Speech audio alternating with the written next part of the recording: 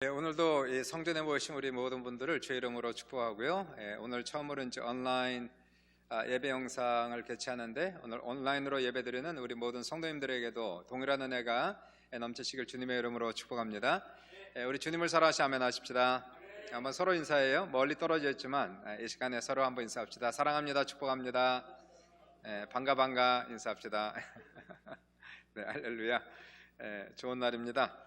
오늘도 모이는 것이 너무나 감사하고요. 우리 현재 이 코로나 전염병이 온 세계에 창궐해서 이 세상이 난린데, 미국은 벌써 이 큰 4개 주가 완전히 락다운이 됐어요. 그래서 7,500만 명 집안에 격리되어 지금 살고 있습니다. 캐나다도 이제 확진자가 1,300명이 넘어서 계속 등수가 올라가는데, 어제 밤까지만 해도 16등까지 올라갔다가 오늘 아침에 여러분에게 19등으로 다시 떨어졌어요. 우리는 속히 하나님께서 이 전염병을 이 땅에서 몰아내셔서 속히 일상적인 생활로 돌아갈 수 있기를 바라고요. 또 질병으로 인해서 고통당하는 많은 사람들에게 우리 주님의 치료와 손길이 회복이 넘치시기를 축복합니다. 또한 우리 모든 성도님들 어디에 있든지 한 명도 이 질병에 걸리지 않도록 우리 주님의 이름이 방패되어서 보호하시길 주님의 이름으로 축원합니다. 주 이름으로 축원합니다.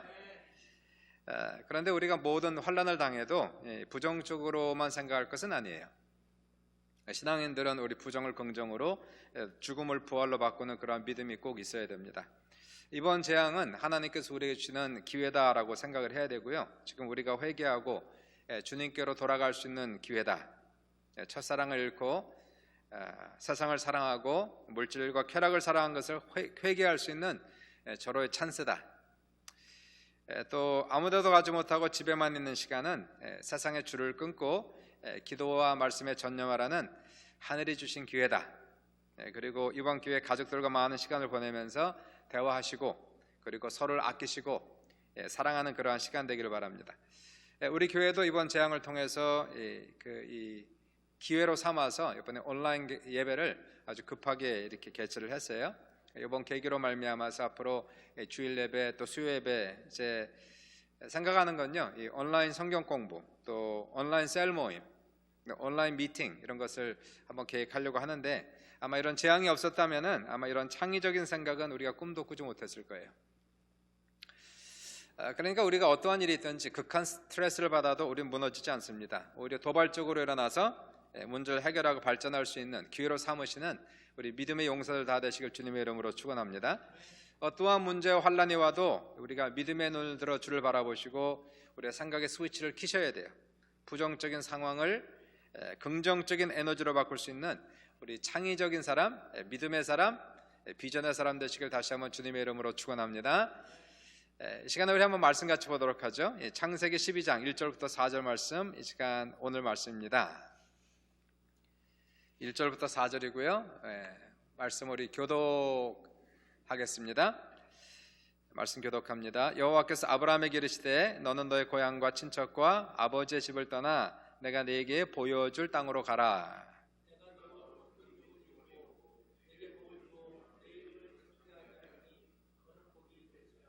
너를 축복하는 자에게는 내가 복을 내리고 너를 저주하는 자에게는 내가 저주하리니 땅의 모든 족속이 너로 말미암아 복을 얻을 것이라 하신지라.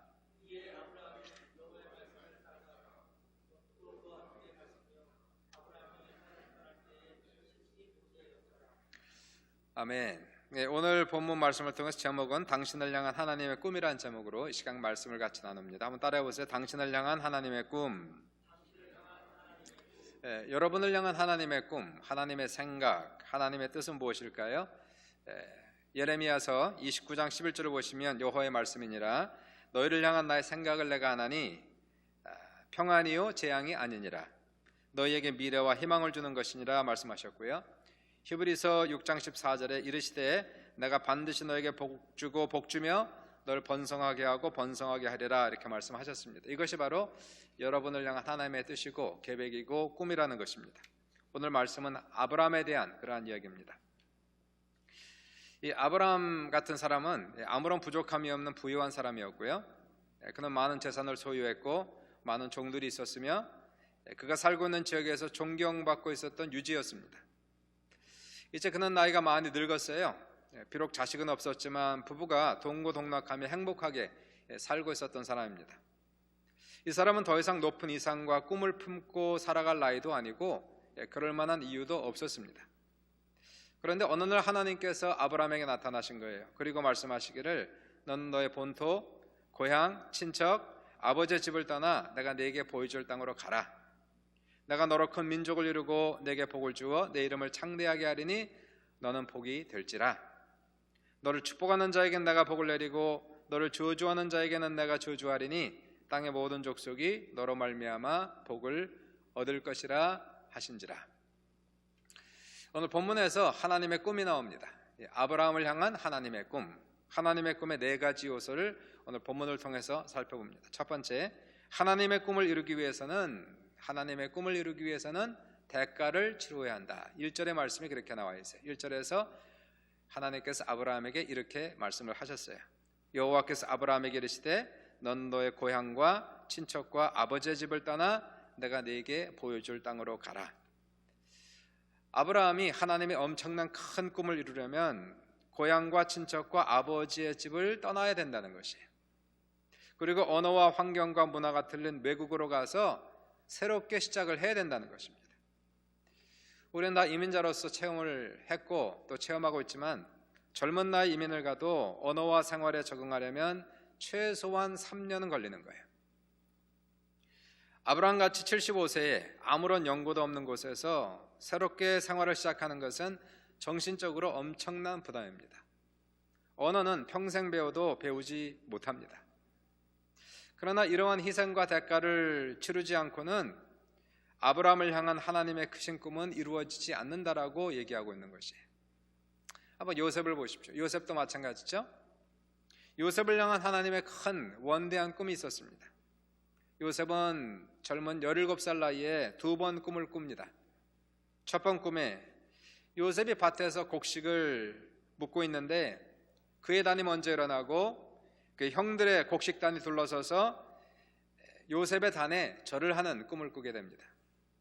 두 번째 꿈에는 해와 달과 11개의 별들이 자기의 별에게 절하는 꿈을 꾸는 것이에요. 요셉의 형제들은 요셉을 향해서 꿈쟁이라고 비꼬면서 요셉의 꿈을 무시했고 그리고 요셉을 따돌렸어요. 자, 요셉의 꿈, 하나님께서 요셉을 향한 꿈, 이 꿈이 이루어지기까지 요셉은 무시무시하고 끔찍한 대가를 지불해야만 했습니다.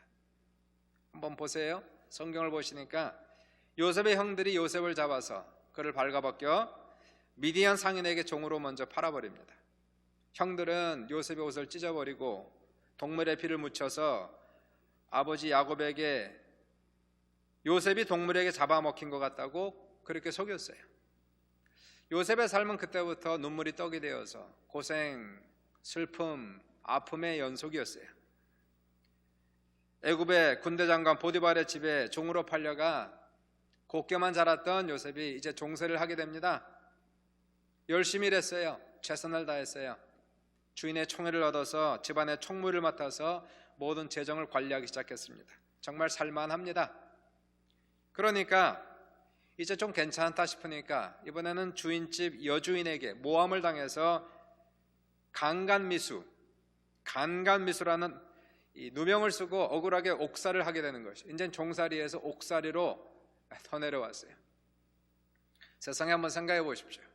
정말 깨끗하게 청빈하게 살았는데 간간미수, 이러한 더러운 꼬리표가 평생 따라다닌다고 한번 생각을 해보십시오. 요셉은 왜 이유 없이 형들에게 미움을 받고 배신을 당하고 버림을 받았을까요? 왜 억울하게 간간미수라는 모함을 당해서 감옥살이까지 했을까요? 이것은 하나님의 꿈, 요셉을 향한 하나님의 꿈이 이루어지기 위하여 요셉이 지불해야만 하는 그러한 희생, 그러한 대가였다는 것이에요. 요셉에게 이러한 억울한 13년, 고생한 종살이, 옥살이 13년의 생활이 없었다면 요셉은 결코 위대한 사람이 될 수가 없었습니다.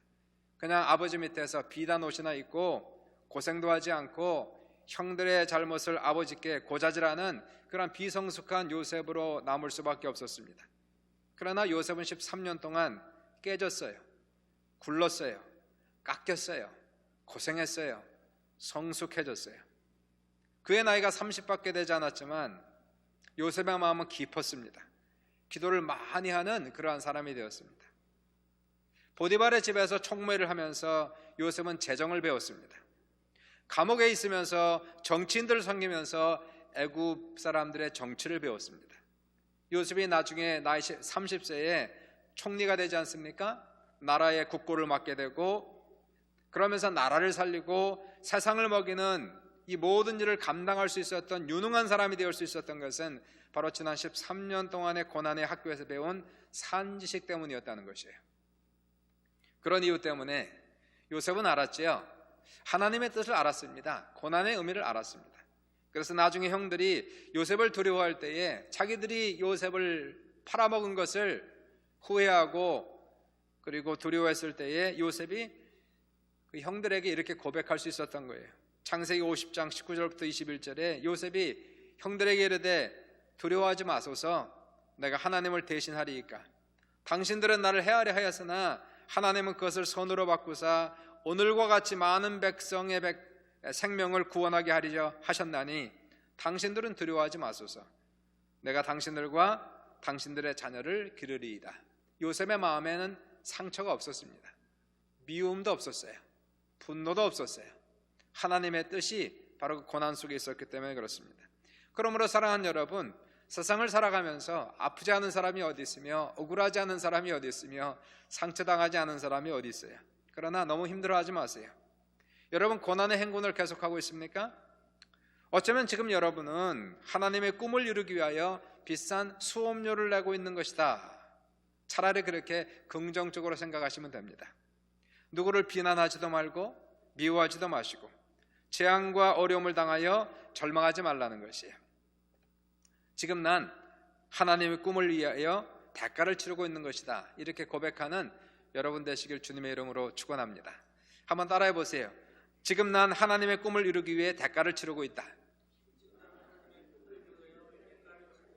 아멘. 지금 난 하나님의 꿈을 위하여 대가를 치르고 있다. 이것이 여러분의 진정한 고백이 되시기를 주님의 이름으로 축원합니다. 두 번째, 하나님의 꿈은 하나님이 이루어 가시는 것이다. 하나님의 꿈은 누가? 하나님이 이루어 가시는 거예요. 그게 2절에 나오지 않습니까? 2절에 하나님께서 아브라함에게 이렇게 말씀하세요. 내가 너로 큰 민족을 이루고 내게 복을 주어 내 이름을 창대하게 하리니 너는 복이 될지라. 보세요. 꿈을 이루시는 주체가 누구인가? 내가 너로 큰 민족을 이룰 것이다. 내가 내게 복을 줄 것이다. 내가 내 이름을 창대케 할 것이다. 내가 반드시 너에게 복 주며 복을 주리라. 내가 너를 번성하게 하고 번성하게 하리라. 보세요. 복을 주시고 그리고 꿈을 이루시는 주체는 바로 하나님이시다. 이렇게 말씀하고 있는 거예요. 누군가 이런 말을 했습니다. 모든 꿈은 이루어진다. 모든 꿈은 이루어진다. 이게 맞는 말일까요? 모든 꿈은 이루어진다. 이런 말은요, 사람의 기분을 좋게 할 수 있지만 사실과는 거리가 먼 겁니다. 모든 꿈이 다 이루어진다면, 여러분의 모든 꿈이 다 이루어졌다면, 또 이루어진다면 세상의 모든 사람이 다 성공하고 다 부자로 살았을 것이에요. 모든 사람들이 다 건강하고 문제가 없이 살고 있을 것입니다. 모든 꿈이 다 이루어진다면 우리 교회는 10,000명이 넘었을 것이에요. 모든 꿈이 다 이루어진다면 저는 아마 이 자리에 없을 겁니다. 모든 꿈이 다 이루어진다면. 모든 꿈이 이루어진다, 이 말은요 이렇게 바꿔야 됩니다. 하나님의 모든 꿈은 이루어진다, 이렇게 바꿔야 되는 거예요. 하나님의 모든 꿈은 이루어진다. 믿으시 아멘 하십시다. 우리의 꿈은 다 이루어지는 게 아니에요. 아주 작은 것들만 작은 소수의 꿈만 이루어지고요, 대부분의 꿈은 잘 안 됩니다. 우리의 꿈은 우리의 열심으로 이루려 하고 있기 때문에 대부분은 이루어지지 않는 거예요. 우리의 얄팍한 지식, 부족한 능력, 이것으로 우리의 꿈을 이루기가 어렵습니다. 그러나 하나님의 모든 꿈은 하나님이 시작하셨고 하나님의 열심으로, 하나님의 능력으로, 하나님의 권능으로 하시기 때문에 하나님의 모든 꿈은 100% 이루어지는 거예요. 아브라함의 꿈의 주인은 누구였을까요? 아브라함이 아니었어요. 이건 아브라함의 꿈이 아닙니다. 아브라함을 향한 하나님의 꿈이었다는 거예요. 아브라함이 하나님을 위해서 꿈을 꾼 것이 아닙니다. 내가 주를 위해서 무엇을 하리라, 이렇게 꿈을 꾼 것이 아니라 하나님이 아브라함을 위해서 꿈을 꾼 거예요. 하나님께서 아브라함을 통하여 이러한 일을 할 것이다. 이건 아브라함을 향한 하나님의 꿈이었다는 거예요. 아브라함은 나이가 75세, 75세에는요 꿈을 꿀 나이도 환경도 아닙니다. 그 나이에 그만하면 족하지 않겠습니까? 더 이상 악착같이 돈을 벌 나이도 아니고 그렇게 열심히 죽도록 일할 나이도 아니에요. 그냥 노후에, 그 정도면 충분합니다. 그냥 노후에 편안히 살면 되는 거예요. 근데 하나님께서 가만히 있는 이 아브라함을 그냥 놔두지가 않는 거예요. 아니, 기도만 하고 있으면 말씀을 주시는 겁니다. 잠을 자면 꿈을 주시는 겁니다. 가만히 있으면 비전과 생각이 자꾸 떠오르는 거예요. 그러면서 그의 마음을 자꾸 흥분시키고 있는 거예요. 이게 내가 미쳤구나, 내 나이에 미쳤구나, 머리를 흔들고 생각을 떨쳐버리려고 해도 이 꿈이 떠나질 않는 거예요. 생각이 떠나질 않는 거예요. 꿈이 내 마음을 지금 사로잡아가는 거예요. 내가 꿈을 꾸는 것이 아니라, 내가 꿈을 품은 것이 아니라 꿈이 나를 사로잡고 꿈이 나를 품고 가는 겁니다. 사랑하는 여러분, 성령께서 꿈을 주시고 꿈을 품게 하시고 기도하게 만드시고 감동시키시면 사람이 장사가 없는 거예요. 하나님께서 그 사람을 데리고 가는 겁니다. 그러므로 사랑하는 여러분, 인위적으로 꿈을 억지로 꿀 필요가 없다는 것이에요. 만들 필요가 없습니다. 그냥 겸손히 우리는 마음을 비우고 하나님의 뜻과 생각을 알기 원합니다, 그렇게 고백하는 거예요. 하나님의 뜻에 순종하기 원합니다, 그렇게 고백하는 것뿐입니다. 각 사람을 향한, 여기 있는 모든 사람을 향한 하나님의 꿈이 틀리고 그 꿈의 사이즈가 다 틀린 거예요. 주님이 뜻하시면 여러분을 향한, 나를 향한 하나님의 꿈이 우리에게 찾아오는 것이고, 그 꿈이 우리를 품고 가는 것이고, 그 꿈이 우리를 사로잡아가는 그러한 역사가 나타나시길 주님의 이름으로 축원합니다. 이러한 꿈이, 하나님의 꿈이 여러분의 마음속에 가득 차고 넘치시기를 다시 한번 주님의 이름으로 축원합니다. 세 번째 3절을 보시면, 하나님의 꿈은 나만을 위한 것이 아니다. 하나님의 꿈은 나만을 위한 것이 아니다. 3절에 그렇게 얘기하고 있어요. 너를 축복하는 자에게 내가 복을 내리고 너를 저주하는 자에게는 내가 저주하리니 땅의 모든 족속이 너로 말미암아 복을 얻을 것이라 하신지라. 대부분의 사람들이 꾸는 꿈과 소원은 자신들을 위한 것들입니다. 자식을 위해서 소원을 빌어요. 건강을 위해서 소원을 빌어요. 자기 문제 해결과 형통의 소원을 빕니다. 물론 이런 기도가 잘못된 건 아니죠. 우리에게 일용할 양식을 주옵시고 우리가 구체적인 문제를 주님 앞에 알리고 구체적으로 응답을 달라 기도하는 것은 성경적이지만, 하나님의 꿈은 우리의 꿈과 차원이 틀리고 사이즈가 틀리다는 것이에요. 하나님은 하나님 사이즈에 맞는 꿈을 꾸시는 겁니다. 하나님의 꿈은 세상 모든 족속과 사람들이 복을 받는 것이 하나님의 꿈이라는 것이에요. 세상이 다 하나님을 알게 되고 세상 모든 사람들이 구원을 받는 것이 하나님의 꿈이라는 겁니다. 세상의 죄악이 사라지고 하나님의 사랑과 공의의 나라가 임하는 것, 이것이 하나님의 꿈이 된다는 것이에요. 자, 하나님께서 이러한 고상한 꿈, 원대한 꿈을 꾸고 계시는데, 그런데 하나님의 꿈이 이루어지기 위해서 무엇이 필요할까요?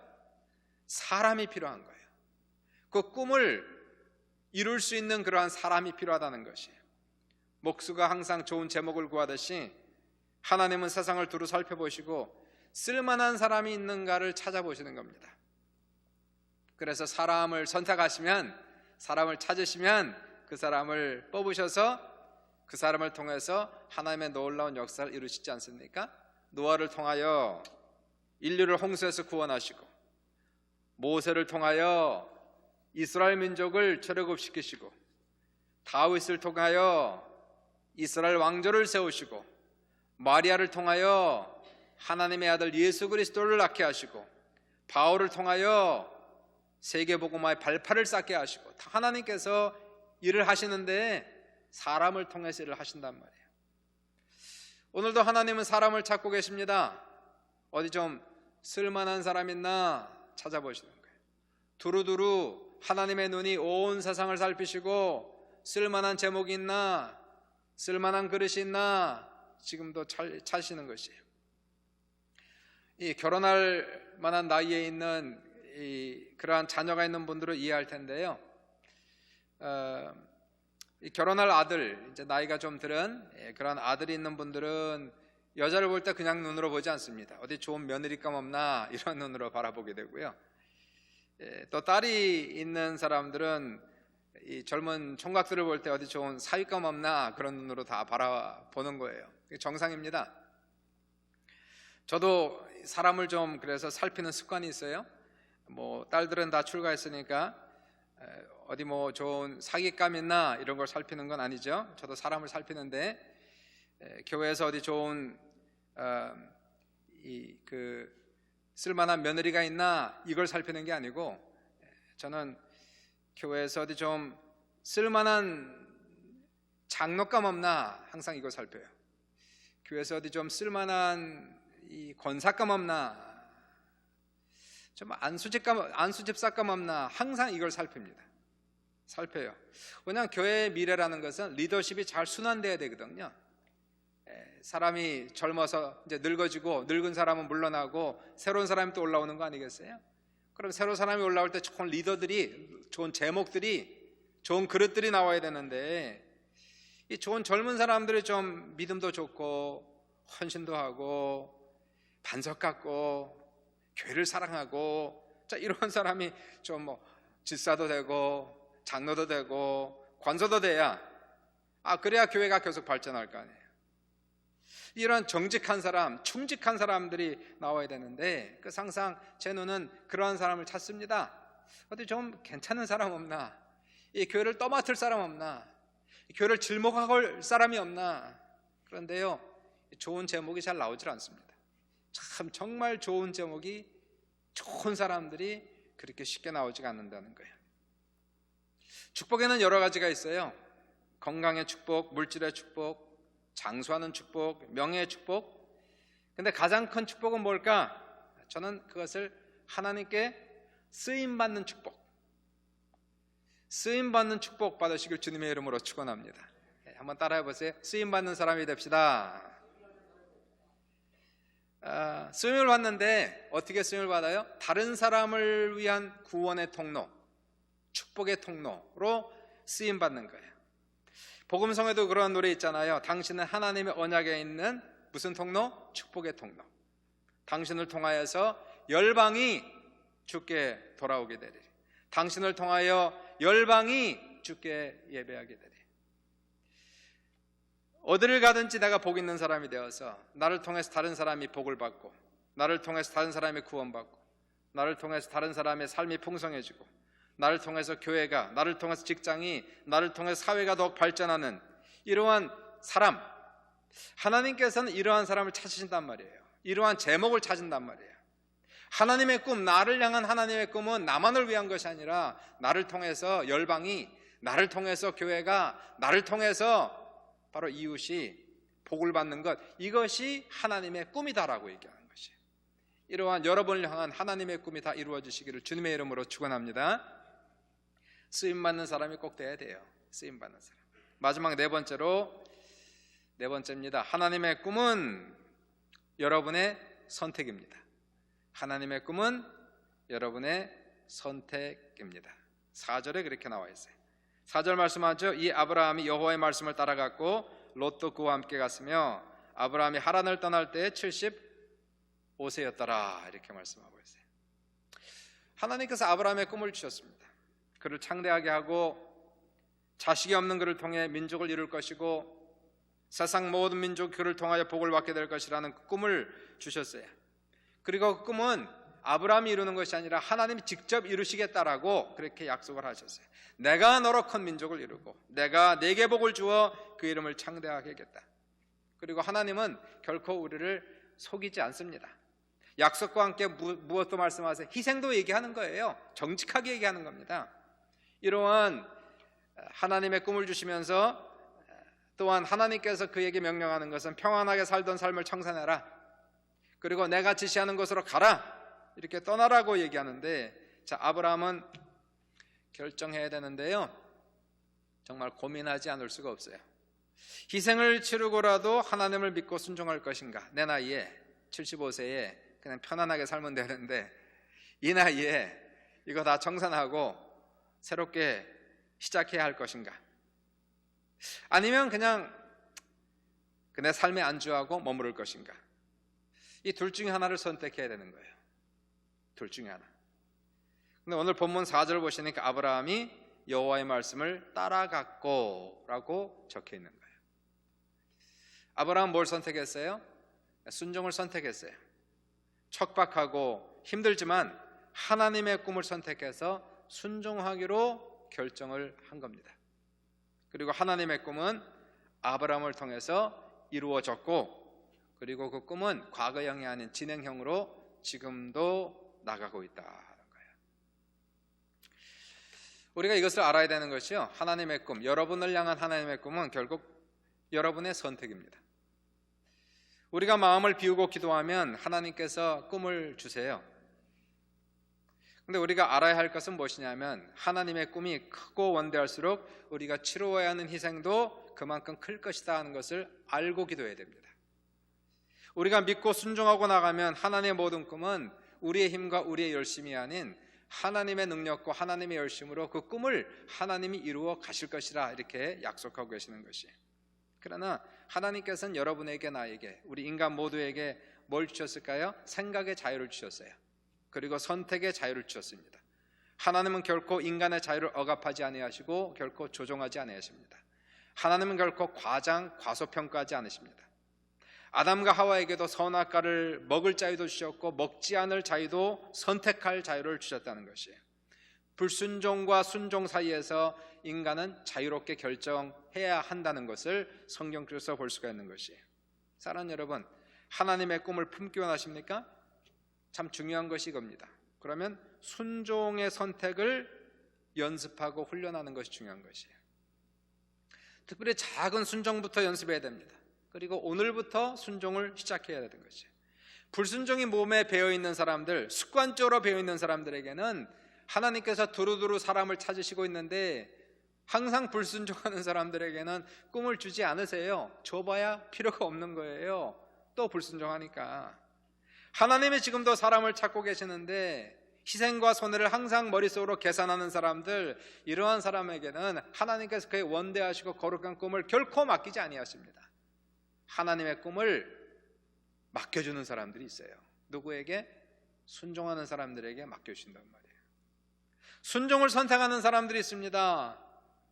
순종을 선택하는 사람, 재앙을 닥쳤을 때에, 힘들고 어려운 일을 닥쳤을 때에, 억울한 일을 당했을 때에 내 마음대로 육신대로 반응하지 않아요. 하나님 말씀을 생각해요. 십자가에 달리신 예수를 기억해요. 그리고 원망하지 않아요. 분노하지 않아요. 오늘도 무릎 꿇고 기도해요. 감사해요. 요셉처럼. 아무리 억울해도 속이 상해도 마음을 내려놓고 하나님의 뜻을 구해요. 하나님, 나를 향한 하나님의 계획은 무엇입니까? 나를 향한 하나님의 뜻은 무엇입니까?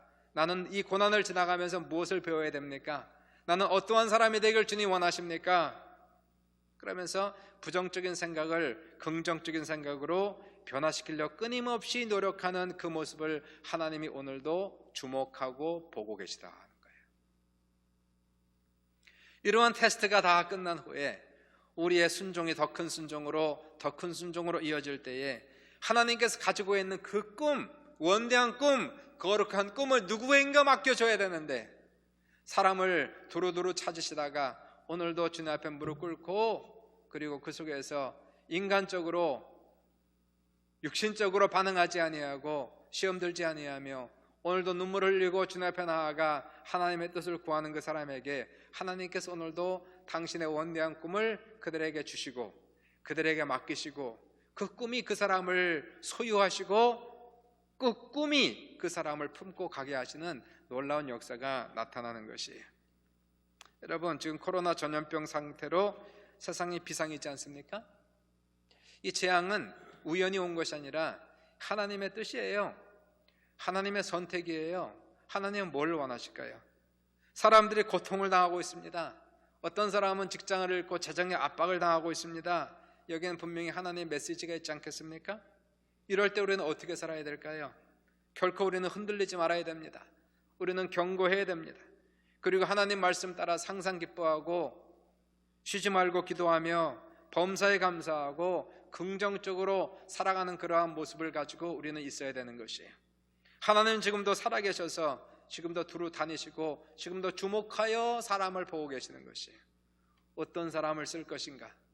누가 내 앞에 온전히 서고 있는가? 하나님이 오늘도 의인을 지금 찾고 계시다는 사실이에요. 순종하는 사람을 찾고 계십니다.